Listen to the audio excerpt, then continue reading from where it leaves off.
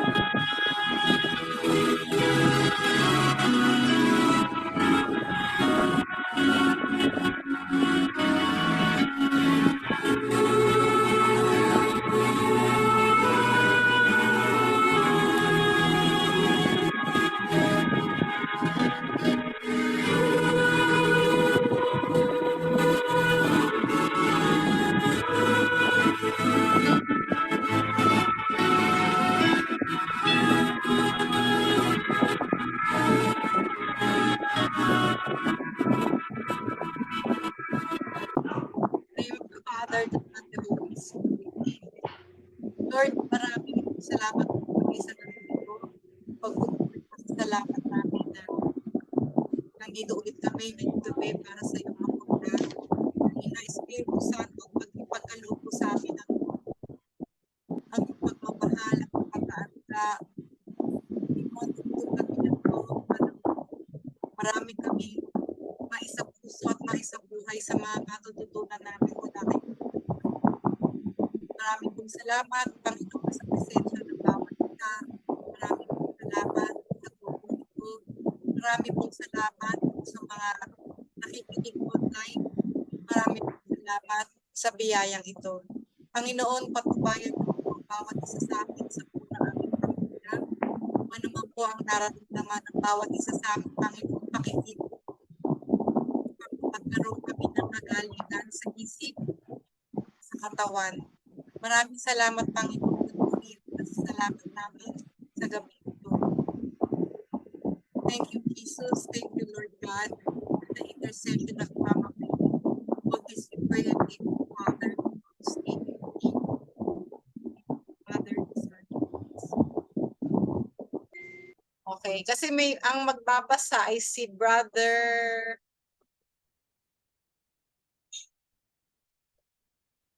John Paul Baon. Good evening po. Okay. So for our reading po for tonight, our spiritual battle. First, Saint Peter tells us, be sober, be watchful. Your adversary, the devil, prowls around like a roaring lion, seeking someone to devour. Resist him, firm in your faith, knowing that the same experience of suffering is required of your brotherhood throughout the world. From 1 Peter 5:9-8. Spiritual battle is the conflict between the kingdom of God and the kingdom of Satan. You are to open their eyes and turn them from the darkness to the light and from the power of Satan to God, so that through their faith in me, they will have their sins forgiven and receive their place among God's chosen people. Acts 26:18. Third, there is spiritual battle because we live between the initial coming of the kingdom of God and its full realization at the second coming of Christ.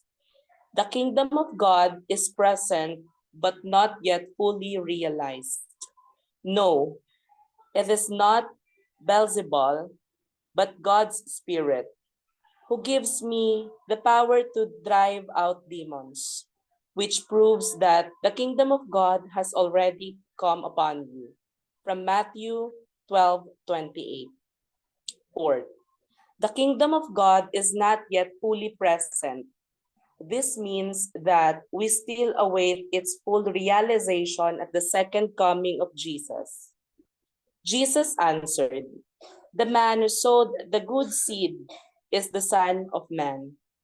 The field is the world. The good seed is the people who belong to the kingdom. The weeds are the people who belong to the evil one. And the enemy who sowed the weeds is the devil. The harvest is the end of the age, and the harvest workers are the angels. Just as the weeds are gathered up and burned in the fire, so the same thing will happen at the end of the age. The Son of Man will send out his angels to gather up out of his kingdom all of those who cause people to sin and all others who do evil things, and they will throw them into fiery furnace, where they cry and gnash their teeth. The God's people will shine like sun in their Father's kingdom. From Matthew 13:37-47. Fifth, Satan attacks the disciple of Jesus through first temptation. Jesus returned from the Jordan full of the Holy Spirit and was led by the Spirit into the desert, where he was tempted by the devil for 40 days. In all the time, he ate nothing, so that he was hungry when it's over. The devil said to him, "If you are God's son, order this stone to turn into bread." But Jesus answered, "The scripture says, man cannot live on bread alone." Then the devil took him up and showed him in a second all the kingdoms of the world.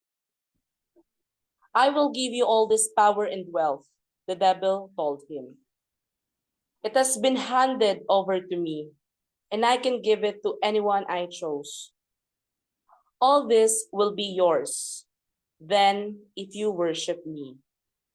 Jesus answered, "The scripture says, worship the Lord your God and serve only him." Then the devil took him to Jerusalem and set him on the highest point in the temple and said to him, "If you're God's son, throw yourself down from here. For the scripture says, God will order his angels to take good care of you. It also says, they will hold you up with their hands so that not even your feet will hurt on the stones." But Jesus answered, "The scripture says, do not put the Lord your God to the test." When the devil finished tempting Jesus in every way, he left him for a while. From Luke 4:1-13. Second, opposition. When they had gone through the whole island as far as Paphos, they came upon a certain magician, a Jewish false prophet named Bar Jesus. He was with proconsul Sergius Paulus, an intelligent man who summoned Barbanas and Saul and wanted to hear the word of God. But the magician Elimas, for that is the transition of his name, opposed them and tried to turn the proconsul from the faith. But Saul, who is also called Paul, filled with the Holy Spirit, looked intently at him and said, "You son of the devil, you enemy of righteousness, full of all kinds of evil tricks, will you not stop making crooked and straight paths of the Lord?" From Acts 13:6-10. Third is deception. I am afraid that your minds will be corrupted and that you will abandon your full and pure devotion to Christ in the same way that Eve was deceived by snakes' clever lies. From 2 Corinthians 11:3. Fourth, accusation. Then I heard a loud voice in the heavens saying, "Now God's salvation has come. Now God has shown his authority. For the one who stood before our God and accused believers day and night has been thrown out of heaven." From Revelation 12:10. The fifth one is bondage. Then some people brought to Jesus a man who is blind and could not talk because he had the demon. Jesus healed the man so that he was able to talk and see. From Matthew 12:22. Our spiritual weapons to fight the enemy. First, the children of God can defeat the attack of Satan. Jesus has equipped us for spiritual battle. Through faith in Christ, we are victorious over enemy attack of our enemy. Every child of God is able to defeat the world and will win the victory over the world by means of our faith. Who can defeat the world? Only the person who believes that Jesus is the Son of God. From 1 John 5:4-5. I saw Satan fall like lightning from heaven. Listen, I have given you the authority so that you can walk on the snake and scorpions and overcome all the power of the enemy, and nothing will hurt you. From Luke 10:18-19. And God, our source of peace, will soon crush Satan under your feet. From Romans 16:20. The Spirit who is in you is more powerful than the spirit and those who belong to the world. From 1 John chapter 4, verse 4. Second, let us live a righteous life as free as possible from sin to avoid the demonic influence of the enemy in our life. Finally, be strong in the Lord and in the strength of his might. Put on the whole armor of God, that you may be able to stand against the wiles of the devil. From Ephesians 6:10-11. Third, let us practice self-denial. The love of God is always accompanied by hatred of the world, its sinful, sensual pleasure. If you love the world, you do not love the Father. 1 John chapter 2, verse 15. The love of God and the love of the world are like the scales of a balance. As one rises, the other falls. Fourth, one of the most effective remedies is to go to the sacrament of confession, which by humility and sanctification of the penitent puts to flight the proud and impure spirit and in Holy Communion one receives Jesus who conquered Satan. Fifth, the sacramentals and blessed objects are also effective remedies.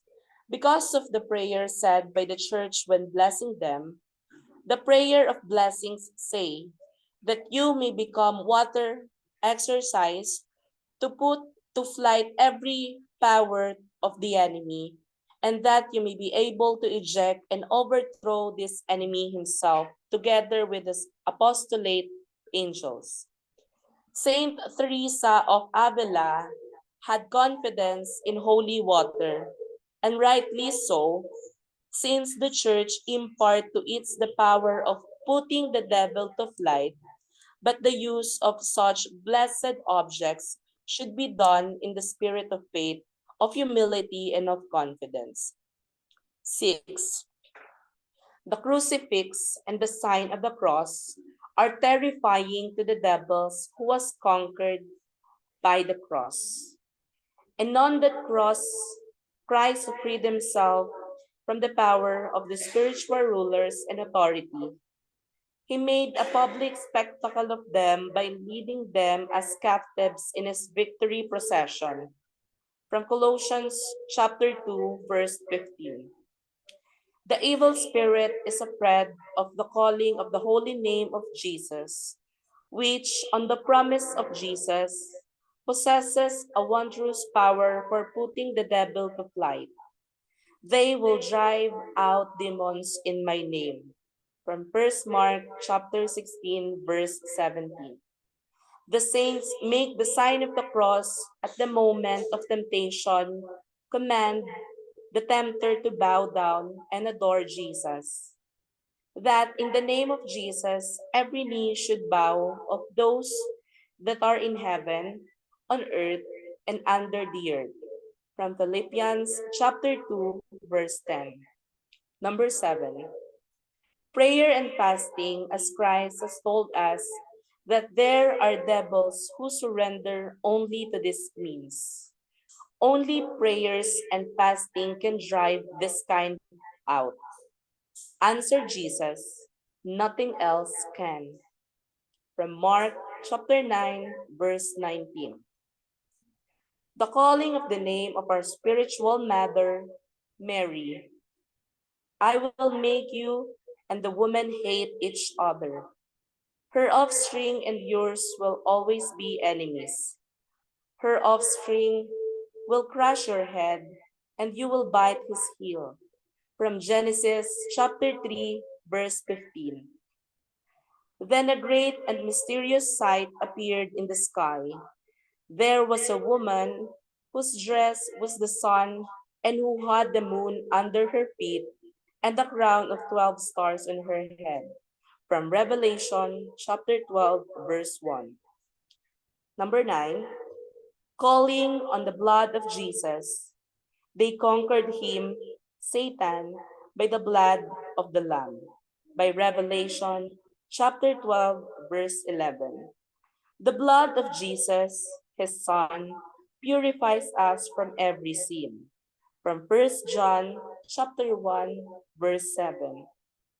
And lastly, Saint Augustine says that there are two cities in the world, the city of God and the city of Satan.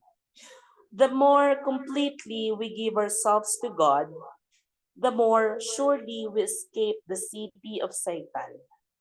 If God permit us to be tried, it is only for our greater good. If God is for us, who is against us? From Romans chapter 8, verse 31. Thank you. Good evening.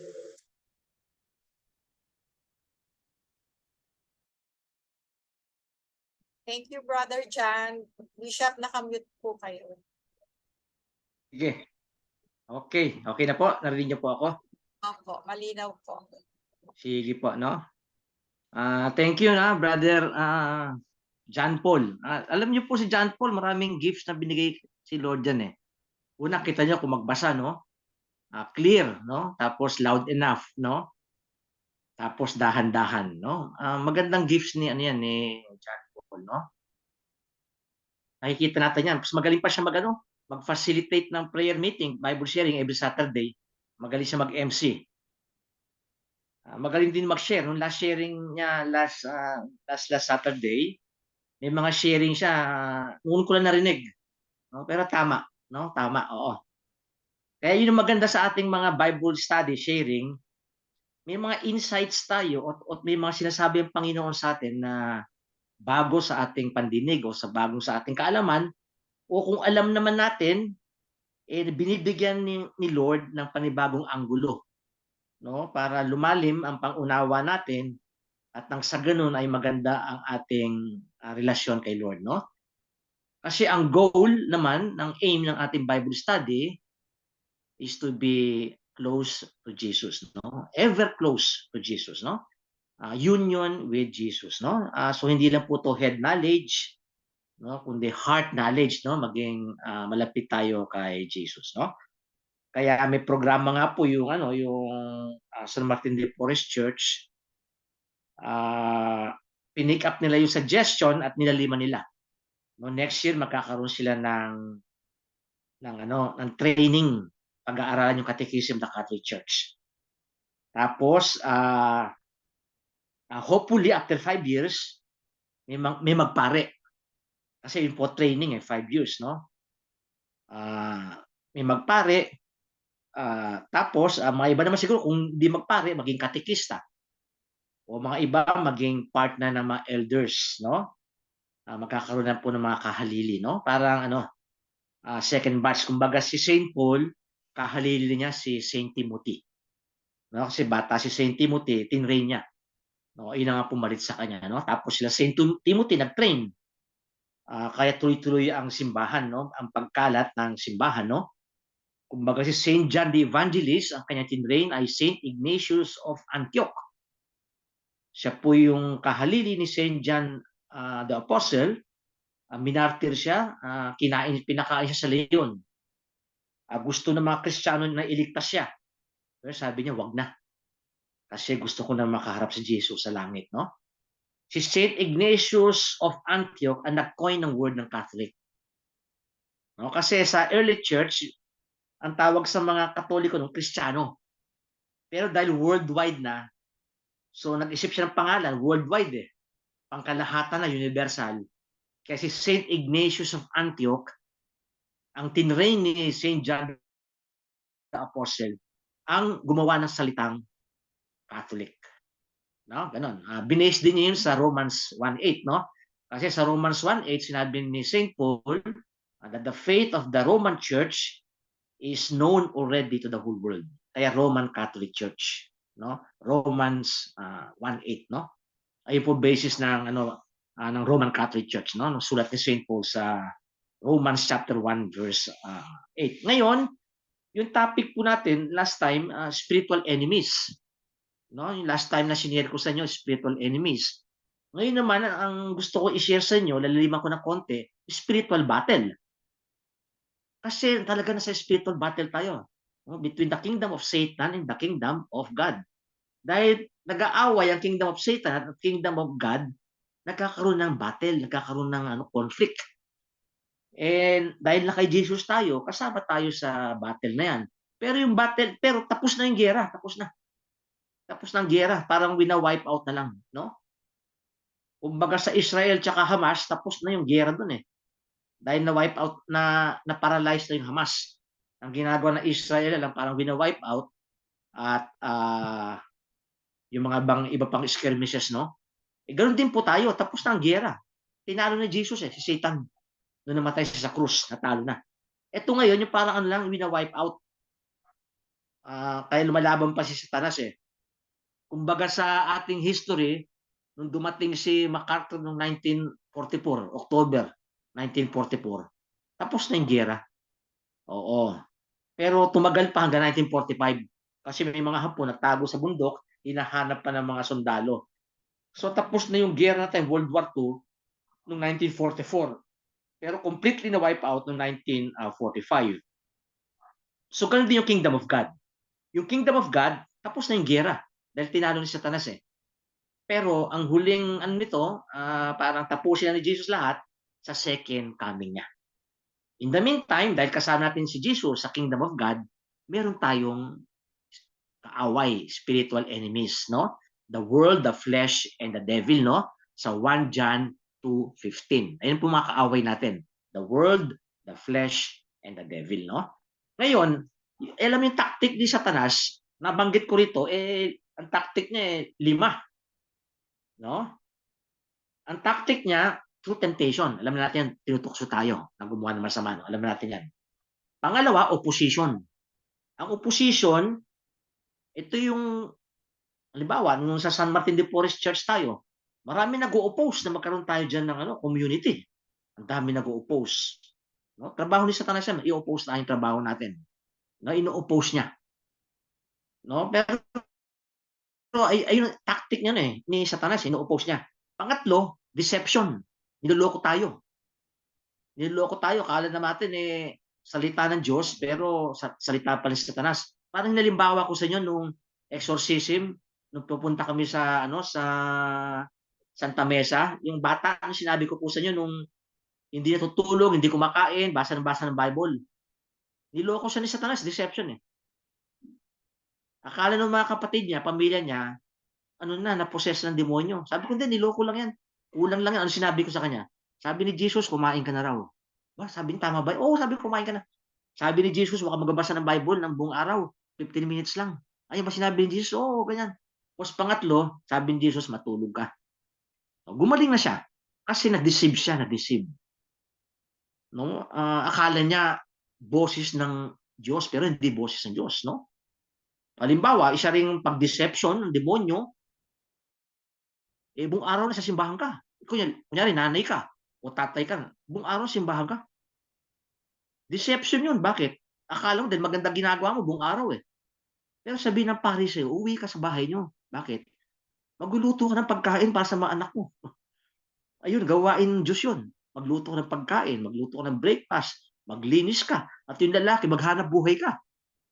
No, para masusustento mo yung pamilya mo. So kahit na maganda ginagawa, pero actually niloloko ka ng Diyos. Niloloko ka ng demonyo para hindi mo magawa ang kabutihan na dapat mong gawin.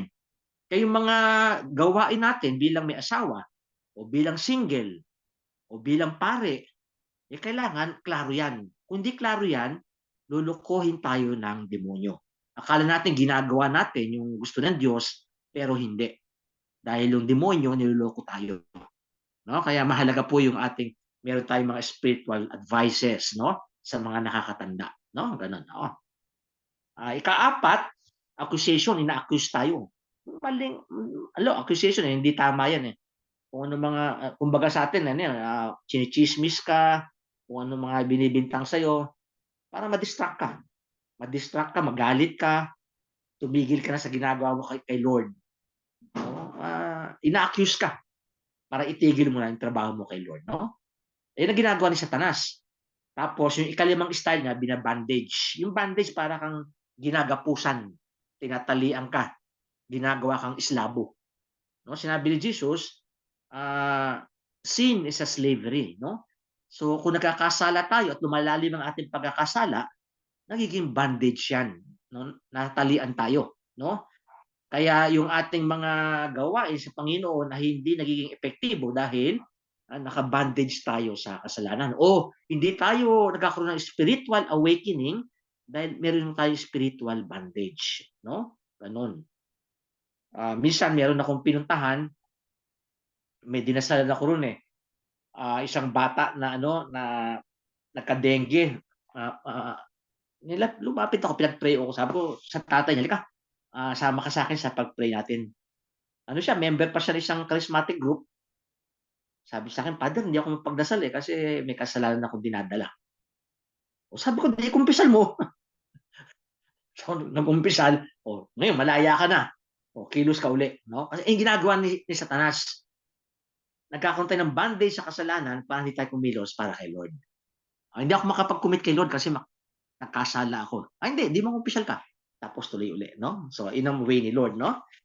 Ngayon, ano yung mga weapons natin, no? Kay Lord, no? Sinabi naman ni Saint Paul na ni Saint John na through faith in Christ, no? Nakalagay rito, every child of God is able to defeat the world because of his belief in Jesus as the Son of God, no? 1 John 5:4.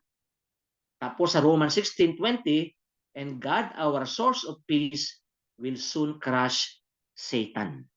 No, binigyan tayo ng power ni Lord through faith in Christ. No, kaya mga ibang tao nagpapadasal sa inyo. Sabihin, sister, brother, dasal mo nga ako. O dasalan nyo.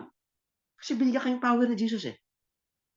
May faith tayo kay Jesus. So yung tao, yung demonyo, masamang espiritu na nag-o-oppress sa tao, napapalaya through you because of your faith in Jesus, no? God will crush Satan through our faith. Ibig sabihin, through us. No? Nakalagay din sa 1 John 4:4, he who is within you, ayun si Christ yun, he who is within you is more powerful than he who is in the world, ayun yung devil. No? So, faith in Christ, yun ang weapon natin. No? Faith in Christ.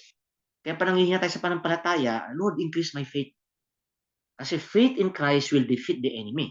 Para matulungan natin ang ating sarili at ang mga taong gusto lumalapit sa atin. Pangalawa, as much as possible, live a righteous life. Yung buhay natin ay naayon sa Kanya. No? Para makakilos tayo. Kasi pag hindi naayon sa Panginoon ang ating buhay at inaalis natin ang impluwensya ng demonyo sa buhay ng ibang tao, hindi naging effective kasi tayo mismo ay hindi nagsasabuhay ng karapat-dapat, no? As alaki susi diyan, confession, no? Balik lang kay Lord, no? Tapos may self-denial. Yung self-denial, yung magandang practice to eh. Yung self-denial kasi yung kasi selfish ang tao eh. Lahat tayo selfish eh.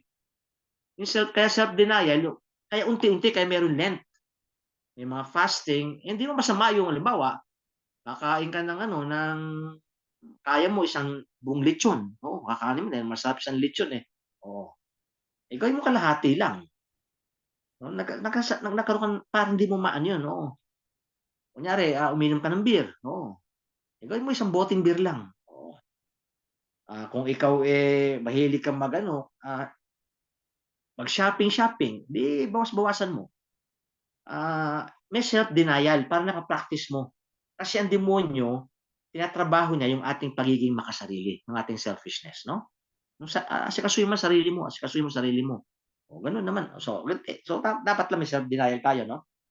So, communion, confession, tapos mga sacramentals, no? Yung mga krus, no? Yung mga krus, mga holy water, lalo tong holy water, no? Si Saint Teresa of Avila. Basta merong mga demonyo siya, binibless niya ng holy water na wala talaga. Kasi may prayer at church sa holy water eh. Kaya magandang practice during Holy Week o sa simbahan diyan, kuha kayo ng holy water na binless ni Bishop Lito kasi may prayer ng church diyan eh. Kaya meron kaming tinatawag na na ito yung prayer, no? Ito yung prayer ng church, no? Prayer, may exorcism diyan, prayer na 'yan. Kaya ginawa ko, bumili ako ng maraming ganito. Medyo nagmahal na eh. Sa St. Paul's. Dati murang lang bili ko dito eh. Oo, ngayon ata ang huling bili ko 15. Ito maliit. Tapos nung huling punta ko uli, 30 na. Ngayon, ginawa ko na lang, bumili pa rin ako, no? Para yung sa mga communities na malalayo, di ba, sa bundok, sa Pakil, baka pupunta uli kami rin sa December 3, magbibigay uli ako ng ganito sa mga tao. No? Tapos mag-bless ako. Ganun, holy water, mga sacramentals, no? Tung krus, no? Sumisigaw ang mga rito eh. Kasi talagang dito tinalo ni Jesus si Satan sa cross. Kaya sa ma-exorcism, pag pinakita mo yung krus, sumisigaw yung demonyo. Kasi paalala na tinalo siya eh. Akala niya tinalo niya si Jesus eh. Di ba nakalagay sa temptation? And Satan left him for a while. Binalikan ni Satanas si Jesus nung sa krus, akala niya natalo niya. Hindi niya alam sa pagkamatay ni Jesus, nanalo si Jesus, no? Kaya ito defeat niya. No, kaya alam niyo yung mga ibang hindi Katoliko, galit na galit sa krus. Galit na galit sa kay krus, no? Galit na galit din sa kay Mama Mary, no? Kasi call on the name of the Blessed Virgin Mary. Kasi sinabi ni Mama Mary, ni Jesus, ni Yahweh, Sa Old Testament, Genesis 3:15, I will put enmity between you and the woman. Mag-aaway kayo. Ikaw demonyo at ang babae. At ang babae, tatapakan ng iyong ulo, dudurugin. Tapos yung demonyo, kakagatin niya yung heel ni Mama Mary. Yung kinagat niya yung heel ni Mama Mary, ito yung si Jesus kinagat niya. Akala niya sa pagkagat niya kay Jesus sa cross, namatay si Jesus, sa kanya talo. Kung hindi, ito yung panalo. Kaya tayong anak kay Mama Mary, may kaaway tayo. Kaya mga hindi Katoliko, ang unang inaatake nila sino? Si Mama Mary. Ganun, na-impluwensyahan sila ng kaaway. Hindi nila alam yun. No? Kaya pag close ka kay Mama Mary, alam mo na. No? Ang demonyo galit na galit sa'yo. No? Dahil, ayun sinabi nakalagay, prophecy yan. Prophecy. The prophecy fulfilled kay Mama Mary. At kapag tayo may devotion kay Mama Mary, na kay Mama Mary tayo, tatapakan natin ang demonyo. No? Kaya ako nangingiti-ngiti ako sa mga umaatake kay Mama Mary, sa mga krus. Ay, naku, hindi nyo alam. Nakalagay sa Biblia yan. Naloko kayo ng demonyo, deception. Naloko kayo. Sa pagmamahal nyo kay Jesus, naloko kayo. Na wala kayong devotion kay Mama Mary. Kaya pakinggan nyo si Brother Noe Dora. Isa po siyang pastor na for how many years, inaatake niya lahat po. Binabasag niya yung mga imahe ni Mama Mary. Hanggang nagsalita, narinig siyang boses. Ano ba ginawa ng mama ko? At galit na galit ka. O si Jesus nagsalita sa'yo. Naging Katoliko. Ngayon, nag-iikot sa buong Pilipinas. Nag-grocery everyday. May community siya. Nakalaya siya sa deception ni Satan. Ayan ang ginagawa ni Satan. Deception. Akala mo sa pagmamahal mo kay Jesus, dapat awayin mo si Mama Mary. O kumbaga sinabi ko, yung isang taong yung dinasalan namin ni Father Emil, sa pagmamahal niya kay Jesus, hindi siya natutulog, hindi siya kumakain, basa ng Bible, akala sa pagmamahal niya kay Jesus. Diniceive siya, niloko siya. Kaya para makalaya siya, sinabi namin, kumain ka, matulog ka, basa ka ng Bible, 15 minutes lang. No? Kaya deception, panluloko ng demonyo yan. Kaya marami naluloko ng demonyo. No? So yan, kaya maawa kayo sa mga taong inaatake si Mama Mary at mga cross. Maawa kayo. Dasalan nyo, i-exercise nyo. No? Tapos hindi naman tama na kukuha ka ng holy water, tapos babasbas mo yung tao. No? Mali naman yun. No? Ipag-pray mo na lang, no? Ito sa inyong tahanan, sa inyong pamilya, i-bless nyo lagi sila, no? Every day, no? Kasi by using holy water, our venial sins are wiped out. Yung maliit nating kasalanan na ginawa natin ng 24 hours, nawawala through holy water. Kasi may faith tayo, no? Ganun. So, itong mga sacramentals, no? Importante yan, no? Tapos, call on the blood of Jesus. The blood of Jesus cleanses us from our sins, no? 1 John 1:7. Tapos, yung crucifix, sign of the cross, no? Ito yung mga paraan.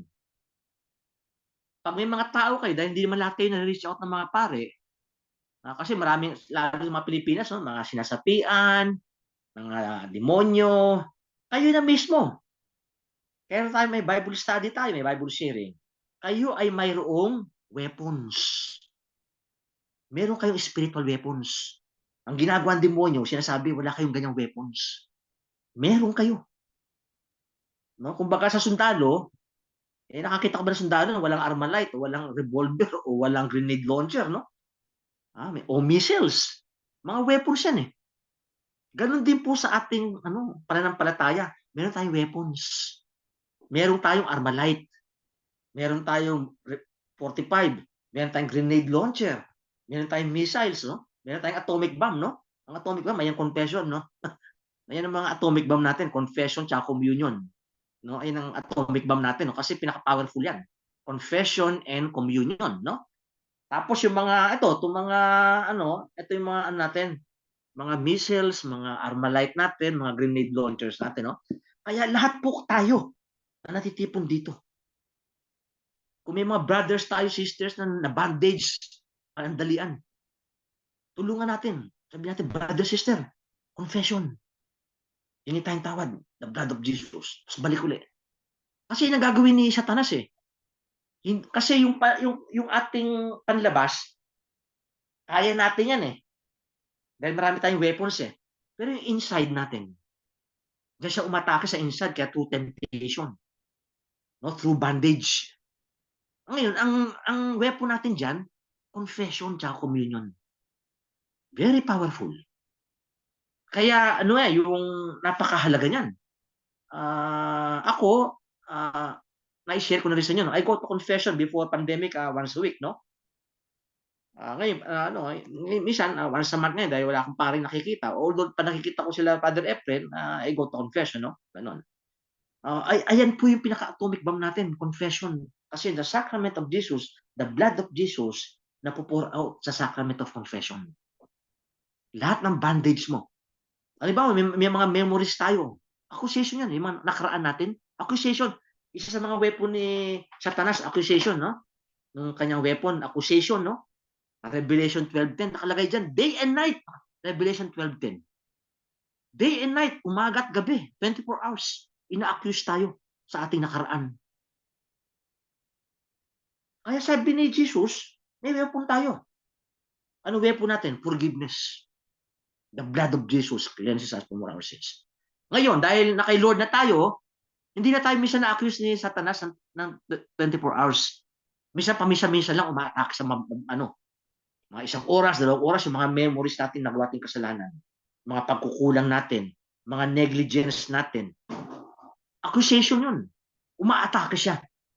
Kaya nga sabi ni Padre Pio, sabi niya, my past I leave to the mercy of God. Yun ang panlaban niya, no? Ni Padre Pio. Kaya sabi ni Padre Pio, kung na-accuse ka, hindi kay Lord yan.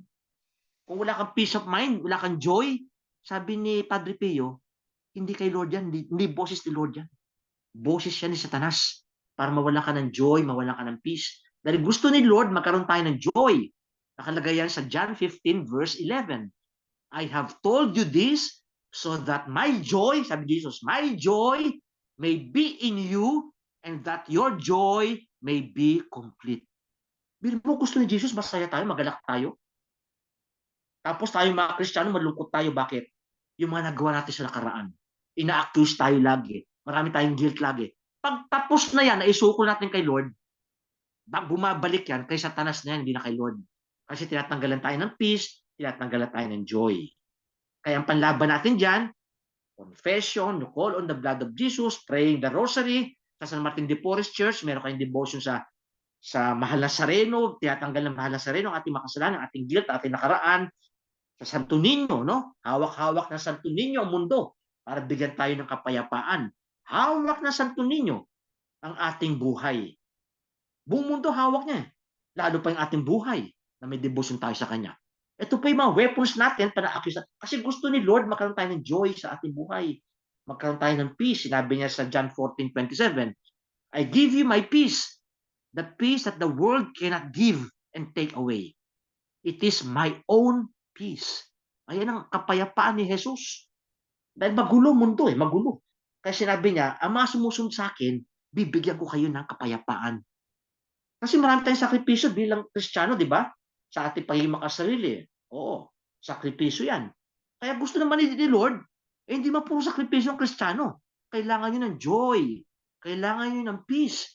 Kailangan nyo ng happiness. Tignan nyo sa mga YouTube lahat, pati mga sermon ng mga pare. Lagi sinasabi how to be happy. How to be happy. Simple. Paano maging happy? Makipag-relate ka kay Jesus. O lagi sinasabi ni Brother Aldrin sa kanya sinasharing, makipagrelasyon ka kay Lord. Tanong din ni Sister kanina, paano malaman kung may relasyon ka na kay Lord? Ayun, araw-araw nagdadasal ka sa Kanya. May relasyon ka na sa Kanya. Nagbabasa ka ng Bible, sinusunod mo siya, nakakos ka devotion. May relasyon ka na sa Kanya. Ngayon, relasyon mo sa Kanya, gusto ni Jesus, magiging happy ka. Kaya ang daming formula how to be happy.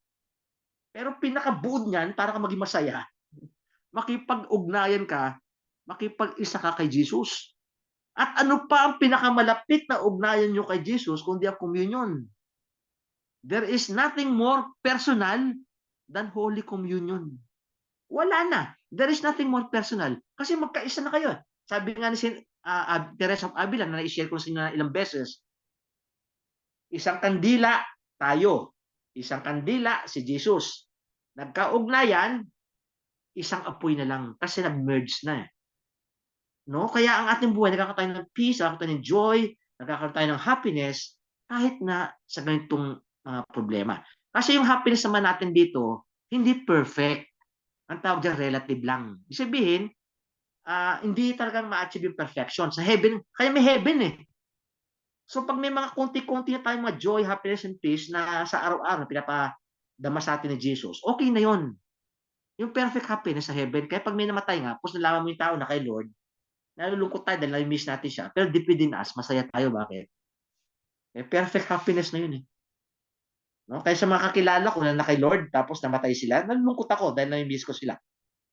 Lalo yung classmate ko nung high school, nakausap ko pa siya, meron siyang pancreas cancer sa States, no? 5 days. Every night yan, kausap namin ni Bishop Jess. Si Joe Ferrer, no? Na kay Lord siya. Nung huling tawag ko, hindi na sinasagot. Sinabi ng asawa niya, bulag na, hindi na makapagsalita. Kalat na yung pancreas cancer niya. Tapos sabi ko, sige, bigyan niyo ng morphine yan hanggang mamatay siya, no? Painkiller. Tapos namatay siya. Nalungkot ako. Nag-gather kami para namin mapag-usapan. Pero deep within us, happy kami. Kasi, kay Lord na, yung happiness na complete na. No, ganoon din tayo. Yung may happy tayo dito, meron tayong joy, meron tayong peace, pero relative lang yan. Kasi meron pa tayong we look forward sa heaven. No? Kaya ganun po yun. No? So, ayun po yung mga weapons natin sa ating struggle. No? Kaya may mga taong lumalapit sa inyo na nahihirapan. Ito yung mga nabanggit ko, yung mga weapons natin at yung mga style ni Satanas. No? Alam naman yung mga style ni Satanas, di ba? Tukso, opposition, ino-oppose nila tayo, niloloko tayo, deception, ina-accuse tayo, at nasa bondage tayo. Para kita mo sa yung brothers and sisters o mga kapitbahay o mga ibang tao na mayroong ganitong sinyales, alam nyo na ang dapat nyo gawin. Ay yung mga weapons natin. No? Ganun. No? So, pinagdadasal natin sila pero meron silang free will. So, pag-pray natin na sana yung free will nila magamit nila para sumuko sa Panginoon. Ganun. Kaya lahat po tayo ay tinatawag mga spiritual warriors. Di ba? Narinig lagi prayer warriors, di ba? Pero mas kompletong description, spiritual warriors tayo. Because we belong to the spiritual kingdom of Jesus. No? Kaya tayo, victorious na, panalo na. No? Tayo? Panalo na tayo dahil kay Jesus. Yun lang, may final pa, kumbaga sa gera, 1944, tapos na yung World War II, pero 1945 lang na-wipe out ang lahat ng mga Japanese. Ganun din tayo, panalo na si Jesus, pero sa second coming niya, complete na, nawala na si Satanas. So, ganun. No? Sige po, kung may mga tanong kayo, lalo ngayon, maraming mga Pilipino kasi, maraming natatakot sa mga sinasapian o mga nagugulo sa buhay, mga nadidepress, yung mga depression na yan, tulungan nyo, magkaroon ng sila, joy, happiness, pag-pray nyo lagi, marami tao na nalulungkot ngayon, marami tao na depressed, no? Marami naguguluhan, no? Dahil sa kahirapan ng buhay, nandiyan na rin, no? Ganun. Sige po, kung may mga tanong po kayo sa spiritual, ang weapons natin. Dahil last time, spiritual enemies, ang enemies natin sa outside at sa inside. Pero si Jesus, ay ang pangunahin. Faith in Jesus Christ. No? Faith in Jesus Christ, no? Kaya tayong mga may edad na nagkakasakit tayo, ay hindi po punishment yan. Dahil na kay Lord tayo, ayan po ang daan natin para sa pagtangkab natin, nakikisa tayo sa kahirapan, kamatayan at pagkabuhay ni Jesus. No? Kaya sa ating mananampalataya, tayo na ito, Ate Emily, may mga sakit na tayo, pati ako, may sakit na rin ako. Yung ating sickness ay daan na yan patungod sa langit. Pinupurify tayo ng gusto niyan para mapunta na tayo sa langit. No? Para yung classmate ko, si Joe Ferrer, nagkaroon siyang pancreatic cancer, maging daan na yun para makumpleto na ang kanyang happiness. No? Ayun po yung pananaw ng Katoliko. Mga iba kasi pag nakasakit, parusa Diyos yan, dasal ka ng dasal, di ka magumagaling. No, hindi na. Ginagamit na ang ating mga sakit patungo sa ating Panginoon. No? Kaya ako, marami na ako sakit, I look forward, no, to meeting Jesus, no, when I die. No, ganun. Ayun po yung pag nakaedad tayo. I look forward. Kaya nga sa misa, di ba? As we wait, deliver us, Lord, from every evil and grant us peace in our days. In your mercy, keep us free from sin and protect us from all anxiety as we wait in joyful hope for the coming of our Savior, Jesus Christ. Yun po yung ibig ng prayer. Marami tayong anxiety, atake ng demonyo yan. So, Lord, I lift up to you my anxiety. I lift up to you my anxiety as I look forward to Jesus when I die. Bishop, Ganun yun. Ayun po yung... sige pa. Brother Christian. Opo. Sige po. Brother Christian, sige po. Ay, ano po, Bishop, good evening po. Good evening po. May tanong lang po si Mami Yoli po. Opo. Kung totoo daw po bang mortal sin daw po ba yung pagpapagamot sa mga quack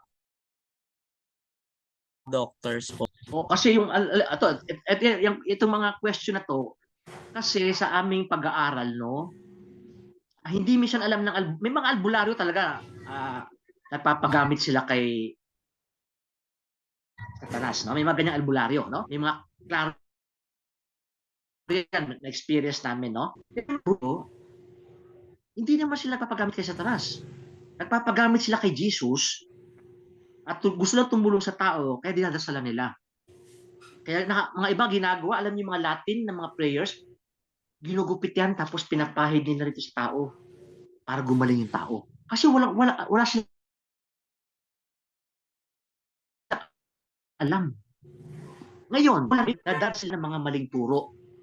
Kaya tuloy, maraming mga nagpapaalbularyo na iba na ang kanilang pananampalataya o ibang pananaw nila sa pananampalataya.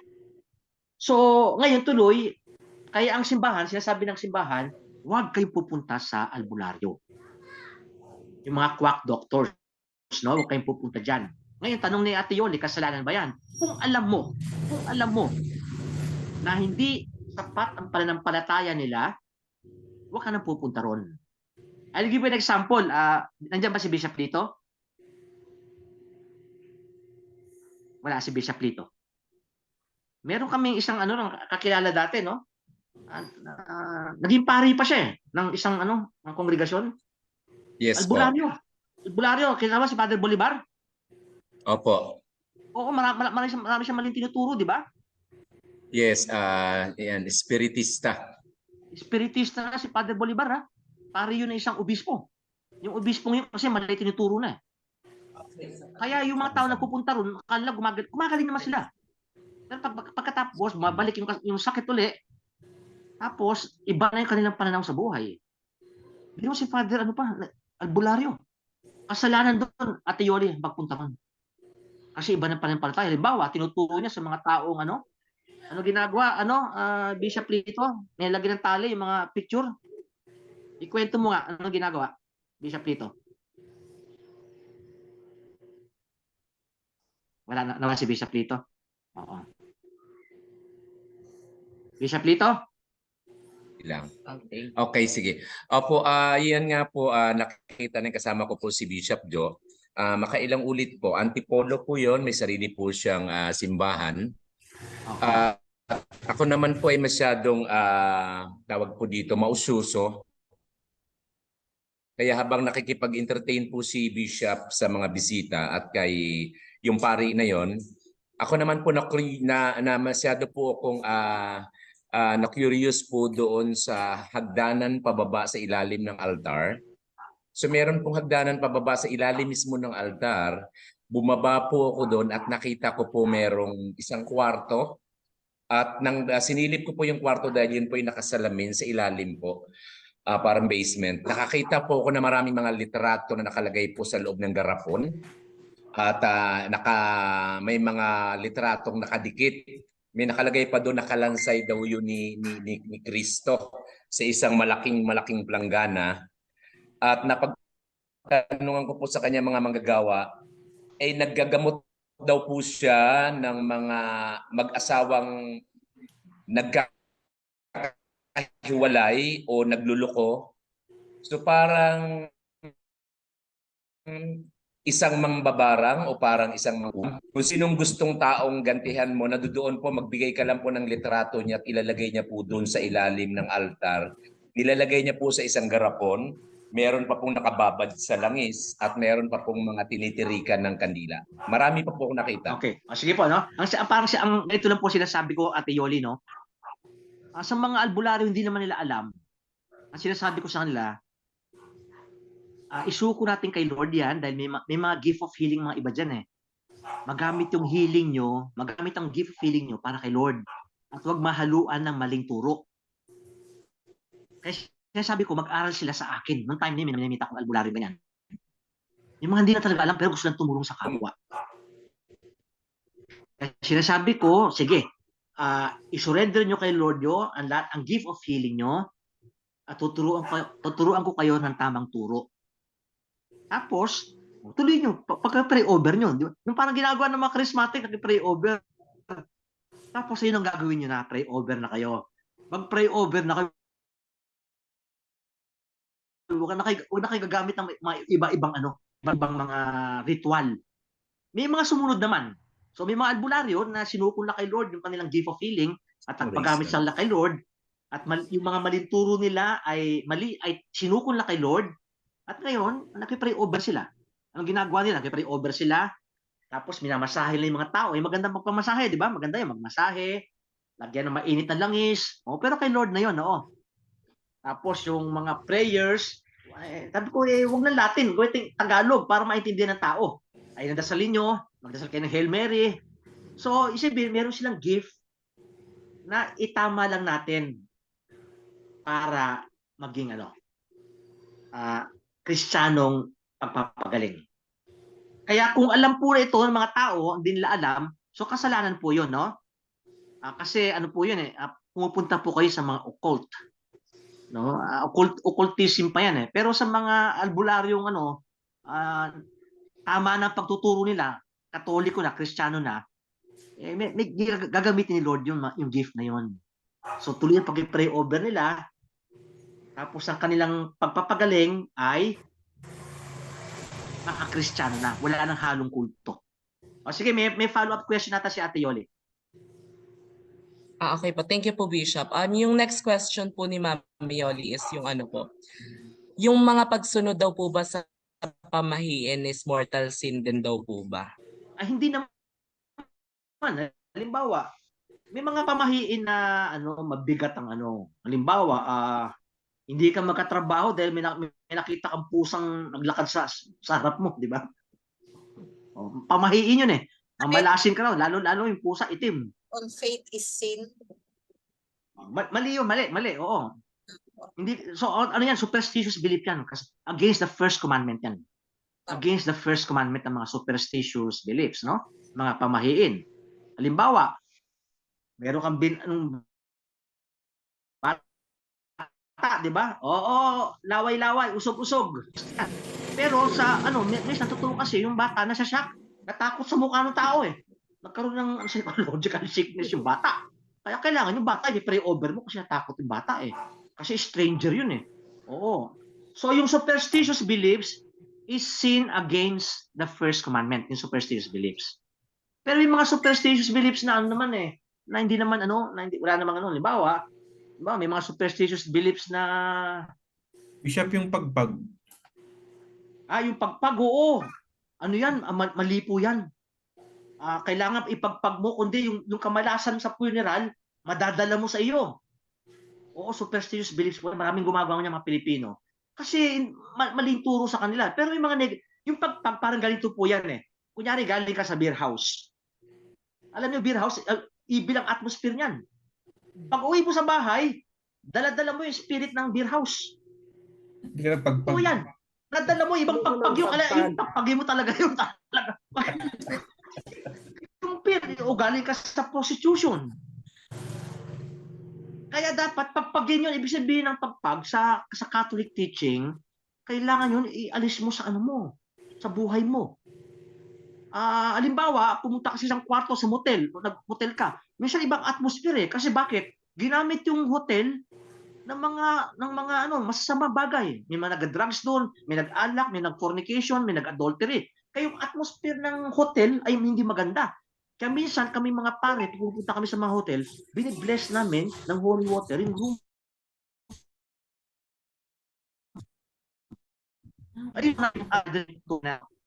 Ngayon naman, yung kunyari galing ka na sa funeral at umuwi ka sa bahay, ay hindi po yun, hindi po kasalanan yun. Pero kailangan, kunyari, nung the spirit of lungkot, masyadong lungkot ang tao, nadala ka rin, o pagdating mo ron, nagalit ka dahil sa ginawa sa tao namatay, maaaring siyak siya, galit ka, ipagpag mo yun. Paano pagpagpag nun? Lord, surrender ko lahat ng negativity na na-experience ko sa funeral.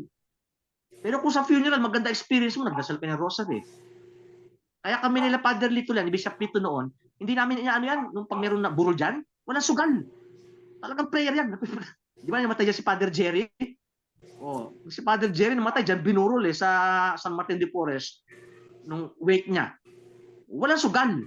Nag-prayer. Yun magandang hindi mo kailangang ipagpag yun kasi prayer eh. Pero alam ko ibig sabihin nyo, Brother Aldrin, so yung negativity, ang pagpagpag niyan, ibig sabihin, Lord, isinusurrender ko sa iyo.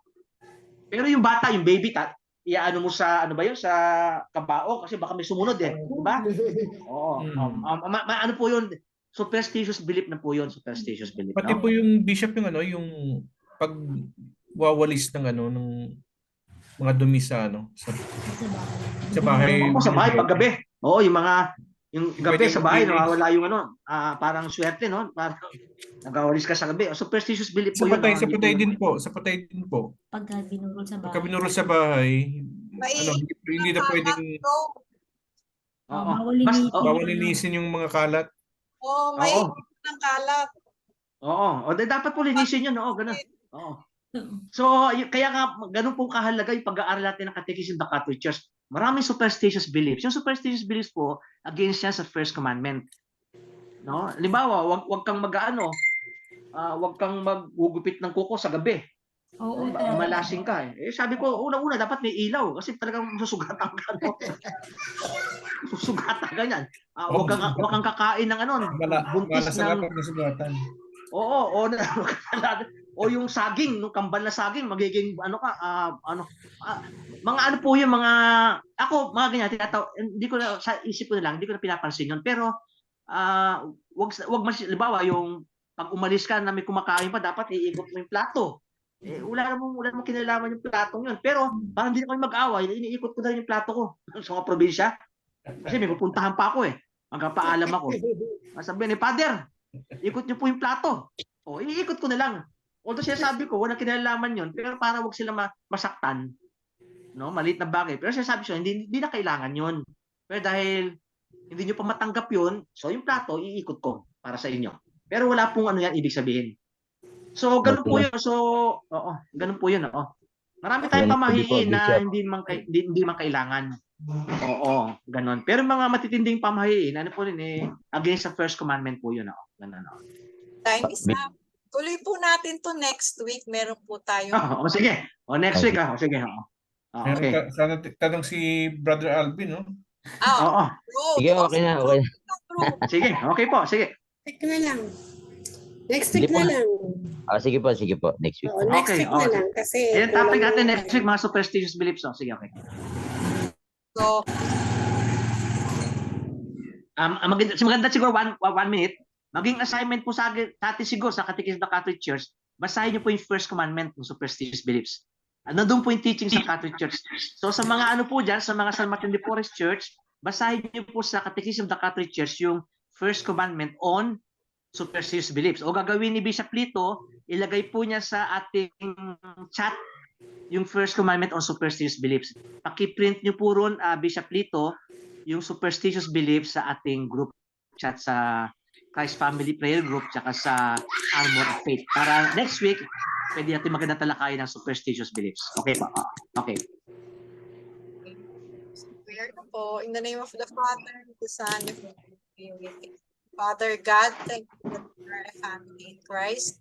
Thank you for this group. May we bestow Christ's abounding goodness upon our families. May the things we have revealed and thoughts that we have shared will action. Give us the boldness to share your word, love, and compassion. Father, heal our land. Bless the Pope and the churches. Bless all the members, families, and attendees of Christ's Family Prayer Group.